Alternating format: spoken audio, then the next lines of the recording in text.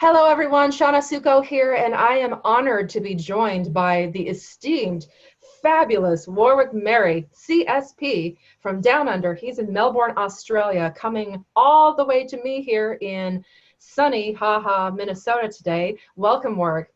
Pleasure to have you. Absolute pleasure to be here. Thanks for having me on. And it is a delightful, probably about 75 degrees Fahrenheit here in Melbourne today. So we're just loving it. I don't like you very much right now. Anyway, Warwick is a master MC, so that equates to master of ceremonies. He's the MC squared, right? I think you should trademark that. He is a success speaker, and he is also an exhibiting expert. So Warwick, we're having you here today to help my audience of salespeople think on their feet when they're presenting to potential clients or current clients. But I want to have you back to talk about your exhibiting expertise. That sounds cool if you're willing at a future time. Yeah, no worries. No worries at all. So first of all, tell me about your background. How'd you get to be the esteemed Master MC? So I grew up not knowing what I wanted to be when I was growing up, except older. And I studied IT, and I actually 2 degrees, one in IT and one in accounting, and spent 10 years in a large multinational EDS, Electronic Data Systems, Ross Perot's old company. I actually spent 12 months in Dallas, Texas. I finally left that industry because I had too much personality, really, for IT. And I love what the philosophy Kierkegaard said, life has to be lived forward but understood backwards. So when I look back, I can see that I was school captain, so making presentations from stage each week. I'd sung in a choir, I acted in a theatre company, I'd emceed all my friends' 18th birthdays, 21st birthdays, lots of weddings. So when my wife came home from an event once and talked about this professional speaker that she saw, I thought, that's what I want to do. No idea what I want to talk about, but I want to do that. And then over time, I just developed a lot of skill in that emceeing. Emceeing is very different to giving a speech. Emceeing, you've got to be ready to do anything at any time.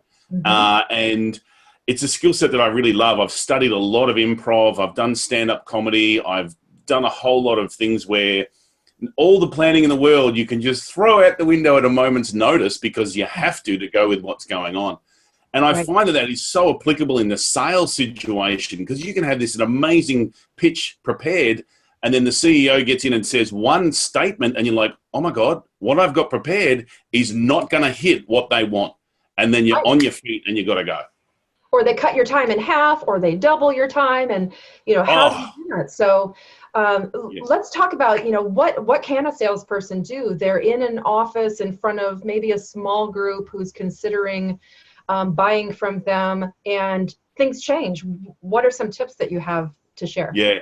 Look, the best tip, and this is the foundation of improv, is the concept of yes and. So no matter what's going on, it's a yes. Yep, this is exactly how I want it to be. Because what happens is if someone gives you a question out of left field or they rip the carpet from under you, you get into that fight, flight, or freeze kind of mentality. People often go fight or flight. They forget about the freeze. And so often in a sales situation, that freeze just kicks in. You're like, what do I say now? And so it's the whole concept of yes and. This is the right, here we go. All right, what they've said is what I want. And here's the next bit. So even if what they've said is more relevant to your competitor than it is to you, you can go, that's the perfect thing to say, because now I can go, you know what? That point you raise is perfectly valid. It's one that our competitors have had a look at, but we feel we have a better solution because you can da-da-da-da-da-da-da. And so you can do the yes and just take whatever they've said and then build on it or use it as to go and then go a complete opposite direction. So it gives you the power to go either way. So the underlying principle that I would have people consider is that yes and. No matter what's going on, it's exactly the right thing. Fantastic. The other thing can I put you on the spot and let's check it out? Let's do this. So let's say I'm a meeting planner and you are a hotel sales rep, as many of my people in the audience who might be watching this are. And you've come in to present to me and you don't know anything about my meeting. So I'm going to tell you, okay, so Warwick, my meeting this year has an interesting theme. Climb to the peak of success. And in order to really drive that theme home, we want to bring in 100 goats to the ballroom. What do you think about that? That's a great idea. I think that'll really represent that whole Sound of Music thing. And one of the things you need to consider, though, is they could make a whole lot of noise and mess. So how are we going to minimize the impact of that? So notice how I didn't say, oh, that could get messy, that could get noisy. It's like, great idea. How are we going to minimize? So it's a yes and. How are we going to minimize the impact? Or or it's like, great, were you looking at real goats or do you just want cardboard cutouts? Or do you want us to just digitally portray them? We've got some brilliant footage of goats. We can have that as, make the theme the goat, go over at the top or something, Right. So you could retrofit. So you can use that and say, that's a great idea. And then go, but maybe not physically a goat because that's going to add issues. But you could say, how about if we did this? And all of a sudden, they feel validated. It's not like, oh, no, shut that down. It's a real yes. And we can make it easier and better. Because I'm sure they've thought, oh, that could get messy and smelly. And where are we going to get 100 goats from? But this becomes a yes and. Well, yeah, you didn't even really, maybe you were laughing inwardly or judging me inwardly, but you didn't show that. You just kind of rolled with it. That was good. Correct. Because, when it comes to some sort of brainstorming, that's called like the stepping stone approach. The first, second, and third idea could quite really be ridiculous. But the fifth and the sixth and the 10th actually are quite solid and really usable ideas that are similar or themed to the very first one. So I'm a big fan of go ridiculous. And this is part of, Me too. when thinking on your feet, it is that be human. I see this a lot. There's some people who are right, we've got the proposal and this is it, and we're controlled and strict and rigid. Oh. And it's like, people do business with people, and especially in events, because we know no matter how well planned you've got it, something's going to go wrong. Right. And, clauses and contracts don't solve problems. People do. So thank you for saying that. That's one of the things I preach is we're doing business with people. So the more you can humanize and the more you can, I love the improv angle that you bring to this because it's all about thinking and reacting like a real human being, but also validating the other person, even though you may think that I'm crazy for wanting to bring in 100 goats. You didn't say that. And I've got to say to you, never forget that it's not about you as the salesperson. It is always about the client. So, and one of the sales techniques I like to do is I like to squeeze their pain so they know it. They know they've got it. And you go, oh, how bad is that? And they're like, oh, that's really bad. And then you go, and here's the solution. So you make them feel bad and then take the pain away. And they love that. Give me an example. Elaborate. For example, you might be having an event and you've got 2 or 3 different hotels who are prospecting to try and do it. Mm-hmm. And the event might say to you, oh, look, now I know that, you've got some real issues with people don't register till the last minute. So you think it's 150, but it could be 200. Don't you hate it how people register like, oh, that's a real pain for us. We have got a room that is flexible in size and there's no extra fee to go from 200 to 250 based on the room charges. That's just the per head. And they'll go, oh, that's great. Or there might be some other issue. But so it's like, we know this is an issue for you. Oh, yeah. And here's how we solve that issue without you even asking for it. Oh, that's fantastic. Providing solutions rather than just saying, our hotel has 275 rooms. Correct. We can format it in, cabaret and half rounds and blah, blah, blah, blah. Who cares? And the reality is, I always look long-term with a client. I want it to do so well that they're like, well, we can't go anywhere else but there next year. Mm-hmm.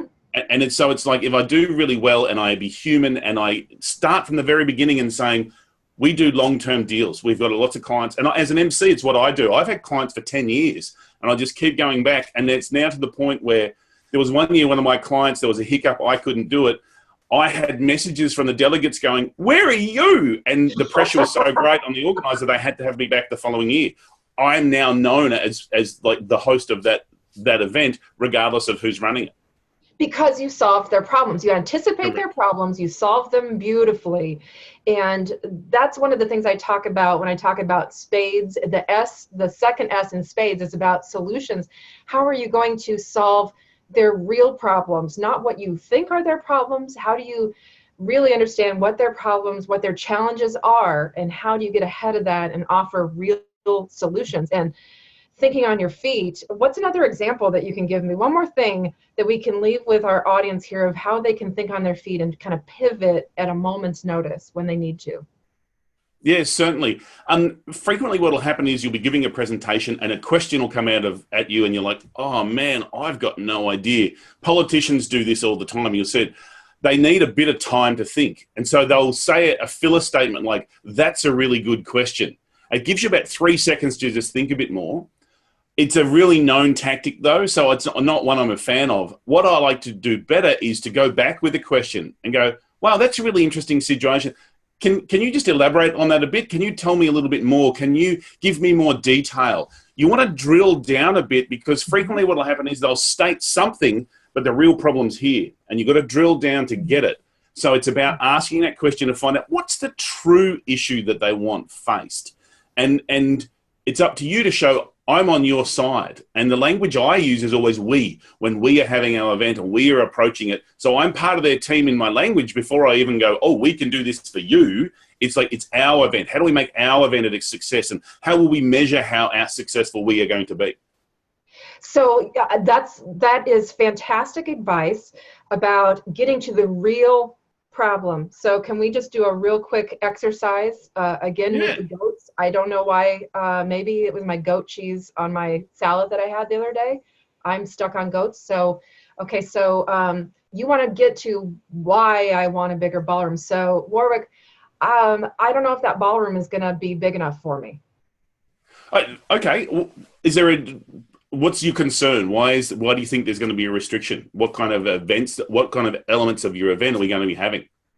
Well, I haven't told you about this yet, but at one point we're going to need extra space because we're going to bring in 100 goats to go along with our theme, live goats. Oh, fantastic. Now, are we doing that as a reveal? Do they need their own section, or are you looking at filtering them through the crowd? We want to bring them all on stage. And so I just don't think your ballroom is going to work for us. So I'm going to have to look elsewhere. Okay. Well, what we do have, though, is we do have an outdoor arena. We can set up a marquee. And what you'll find is the goat in the grassed environment is a lot more natural. And because we're going for reach the summit, we can put a bit of fake snow around because it's going to be in the middle of summer. And I think it'll really give the impact that you're after. Just as an alternative, how would that work for you? Actually, that's a great idea because then we can do, have you heard of goat yoga? Have you seen this on YouTube? I have seen goat yoga. I'm not flexible enough myself, but apparently the goats love it. Warwick, you are amazing. You are the master at improv to redirect and get those real solutions. Thank you so much for being with me today. And I just want to suggest to all of you who are watching this right now, Warwick is truly the master MC. Can you imagine his dulcet tones in that Australian accent emceeing your next sales event? Even if your presenters are terrible, Warwick will come up and lull you into, kind of a sense of being okay with how bad the material is. Or I have a better idea, Warwick. You and me, we need to be like tag team, like you MC and I'll speak, and we'll keep them, and we'll keep bring them goats. fired up. We'll bring goats. That's it. Everyone has a goat. Right. Your +1 is a goat for the event. Tell my audience kind of event. How can they reach you immediately to make this happen? Okay, if you head over to my website, warwickmerry.com, that's WARWICK Merry.com, or you can check out my podcast at getmoresuccess.com. Thank you so much, Warwick. It's been a pleasure. Absolute pleasure to be here. It's been a lot of fun. Thanks.